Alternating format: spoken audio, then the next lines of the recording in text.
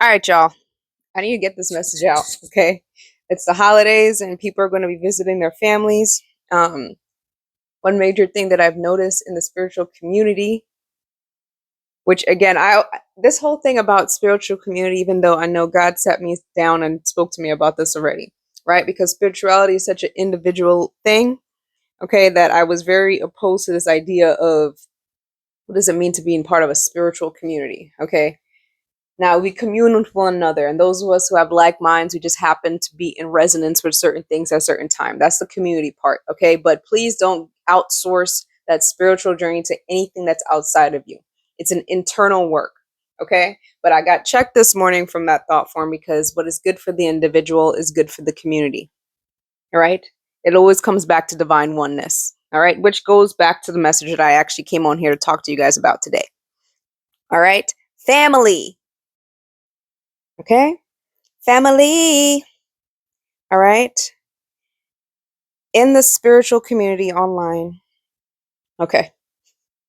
There's this concept about as you grow spiritually, as you gain understanding, gain different levels of consciousness, as you evolve as a human being on this earth, there's a concept that's introduced that you will be triumphant over, the idea of just severing ties with your family.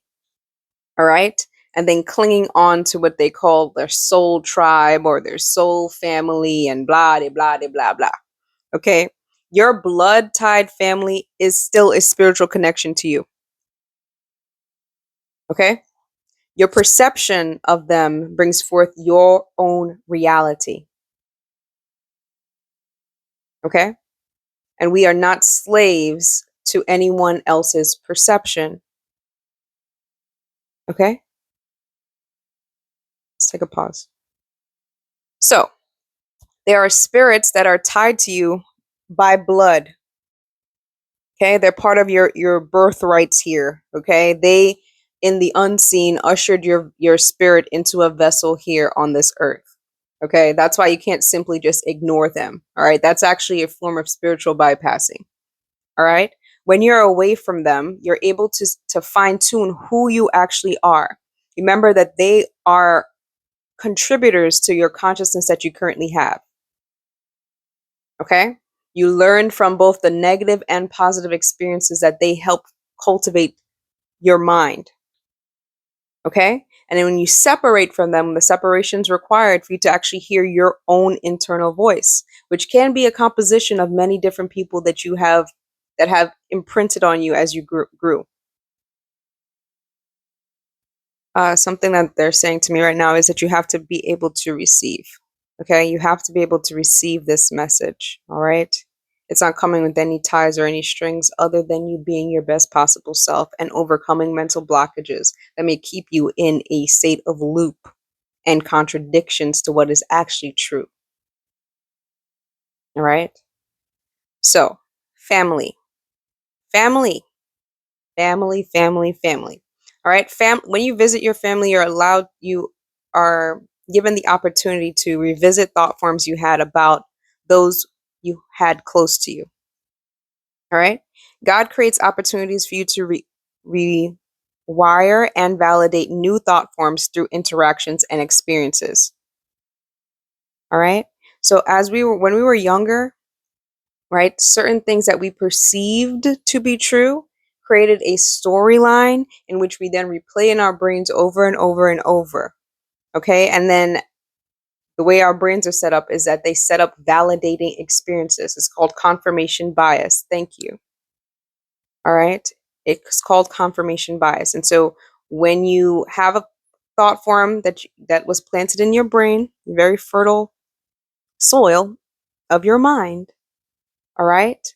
And not just in your mind and your brain, as far as your mind as your heart space as well as your gut, right? There's many different minds in your vessel, okay, in your state of being.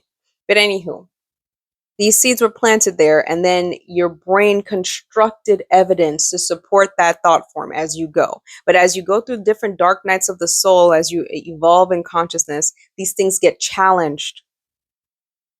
Okay? That's why the journaling, that's why the self-reflecting, in order for you to project a new future that you choose to want to project.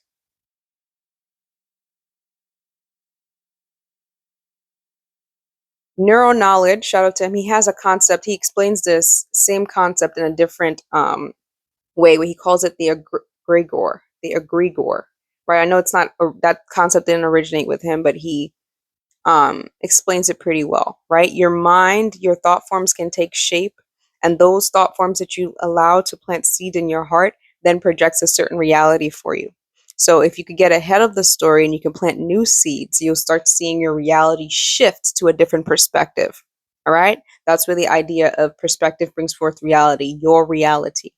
All right. So this when you meet different people, you're really just observing their level of consciousness. When I'm sitting here talking to you right now, only thing that you're observing right now is my level of consciousness that you can choose to either accept or reject. All right. And this is true for anyone that you interact with, any vessel that you see outside of yourself. Okay. You are the writer of your own story. All right. Back to the main point. All right. So God creates an opportunity for you to revisit your family, revisiting old levels of consciousness, old things, in order to see if you could plant new seeds about those that are extremely close to you, tied by blood. All right. You first must plant a new seed of experiences. How do you do that? By forgiving the past. Stay present. Okay. When you forgive, you provide yourself with the antidote of whatever trauma you experienced in the past. It's for you. All right. So once you plant that new seed, you allow a new possibility, a new mindset to be planted and then reinforced. Your brain then is rewired for new validating experiences to be repeated, breaking the chains of generational curses and rewiring positive connections. This process requires courage. It requires for you to start with a blank state of thought. All right. So, yes. So you're just battling yourself. You realize that. Okay. When you look at your family, you're looking at yourself. Okay. And different thought forms and different consciousness that individual chose. Right. If it agrees with your principalities, this is why I always recommend that you guys write down what is important to you. What are the things that you value? Write down those principles and stick to them, because that is your voice. So when you meet up contradictions, you already know what the antidote is for those scenarios. Okay? Because every thought form wants to be embodied. All right? Hold true to the ones that are true to you. All right? So as you write down the things that are important to you, okay? When you meet the past, or those that embody past thought forms, is to include your family members, right? You're able to pinpoint contradictions, all right, in the way that you think versus what the reality is. All right. Contradictions will keep you stuck. Um, Contradiction will keep you stuck in a loop. All right. So you have to revisit those subject areas and choose wisely. Okay. So what you can do when you meet up contradictions is always ask why, be at least brave enough and courageous enough to face them.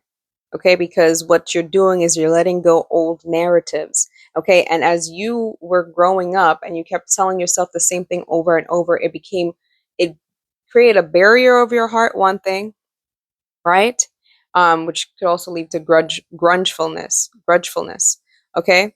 However, it created a life of its own, okay, in the shadows. Okay, so as you do this work, shadow work, you're able to uncover the truth of the matter of things, okay, that you're creating this as you go. Okay, so regardless of what the past has shown you, you're on a new level of consciousness in which you create your reality. Okay, and that is the test of those interactions. Okay, you have authority over your perception, over your energy. You can create boundaries that contradict your You can create boundaries toward those things that contradict your principles and redirect your attention to planting and watering the seeds you want to see bear fruit. Okay? Remember, blocking oneself off from God is a choice. It's blocking your own self away from the truth. All right? I also want to touch base on that argument that the universe doesn't know morality. It doesn't know right or wrong. Okay. The only reason why I push back on that is as you guys are, as we all are evolving and remaining humble, all right? Humble, not the meaning of self deprecation, but the idea that we're always humble enough to learn. We don't know everything. We stay present and we offer every opportunity to actually gain more wisdom, more knowledge. Okay. But as we progress, you get to a certain level where you realize divine oneness. You're not separate from anybody or anything. Okay? It's at least nothing that you can perceive. Okay? Whether it be by class or color of your skin, there's divine oneness here. Okay? Now, those who have come before us, those who have walked life already, they saw this pattern. Okay, and when they reach a certain level of enlightenment, a certain level of embodying a consciousness of divine oneness, they realize why it was important to set up certain laws and systems for those that are coming up behind. This is why we have things like the 42 laws of Ma'at, why we had the 10 commandments. It's because they created a structure because they understood that in the fall, when you become physical, become more dense, you're going to need something to keep your consciousness on a moral standpoint for when the point that you reach that level of maturity, that you don't get stuck or entrapped in the lower level natures of man. Okay? Because everything that you do comes back up to you. All right? Life here is a cycle. You see this when you look at nature. Everything is cyclic. All right. So let me just read what the notes are because I just kind of gave you the summary of what I actually wrote down. All right. Now the argument that the universe is not based on morality. I push back a little because whatever you do to others, you do to yourself. The top floor and perspective is that oneness is the oneness of God in the present. So in your universe, however you're speaking to yourself is how you speak to others. Okay. Whatever your internal dialogue or treatment to yourself is how you treat others and how others will treat you. Because every thought form has a birthright to exist. Contrast is necessary to make the picture clear for the reality that you're creating. Okay, shout out to Sensei, Urban Gypsy. Thank you for that. He's one of my teachers. Okay, the desires of your heart are your own. By the way, shout out to Hassan. He's the one who gave me that line. Every person that you meet is a teacher. Okay, they can teach you through negative and positive experiences. Okay, it's all helping shape who you are, which consciousness you want to embody. So gain the wisdom from it.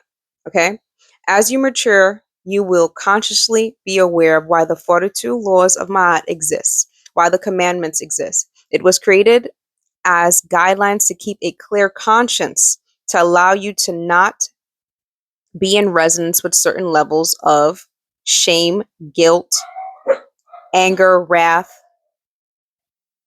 lust.